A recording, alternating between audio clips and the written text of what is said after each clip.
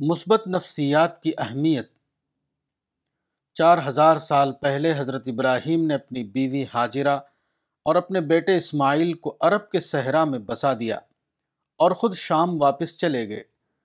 بعد کو اسماعیل بڑے ہوئے تو انہوں نے قبیلہ جرہم کی ایک خاتون سے نکاح کر لیا۔ کچھ عرصہ بعد حضرت ابراہیم دوبارہ وہاں آئے۔ اس وقت ان کی ملاقات اسماعیل کی بیوی سے ہوئی۔ انہوں نے سخت حالات کی شکایت کی۔ حضرت ابراہیم ان سے یہ کہہ کر چلے گئے کہ جب اسماعیل واپس آئیں تو ان کو میرا یہ پیغام دینا، غیر عتبۃ بابک، یعنی اپنے گھر کی چوکھٹ کو بدل دو۔ اس کے بعد اسماعیل نے اپنی بیوی کو طلاق دے دیا اور ایک دوسری خاتون سے نکاح کر لیا۔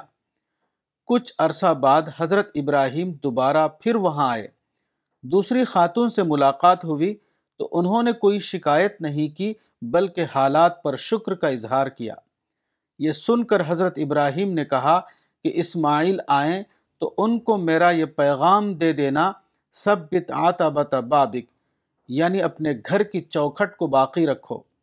صحیح البخاری کتاب احادیث الانبیاء۔ حضرت ابراہیم نے اپنی اولاد کو صحرا میں بسا دیا تھا۔ اس کا مقصد یہ تھا کہ فطرت کے سادہ ماحول میں ایک نئی نسل پیدا ہو جو توحید کے مشن کو لے کر اٹھے اور اس کو دنیا میں پھیلائے۔ حضرت ابراہیم کے مذکورہ واقعے سے معلوم ہوتا ہے کہ اس اعلیٰ کام کے لیے جو افراد مطلوب ہیں ان کے اندر سب سے زیادہ یہ صفت ہونا چاہیے کہ وہ مثبت نفسیات میں جینے والے ہوں، وہ شکایات کی نفسیات سے مکمل طور پر خالی ہوں۔ اس سے معلوم ہوتا ہے کہ تزکیے کے عمل میں سب سے زیادہ اہمیت کس بات کی ہے، وہ یہ کہ آدمی مکمل طور پر اپنے آپ کو بے شکایت بنا لے۔ شکایت کے اسباب ہوتے ہوئے وہ پوری طرح مثبت سوچ والا انسان بن جائے۔ منفی سوچ تزکیے کی قاتل ہے، جبکہ مثبت سوچ تزکیے کے لیے سب سے ضروری شرط کی حیثیت رکھتی ہے۔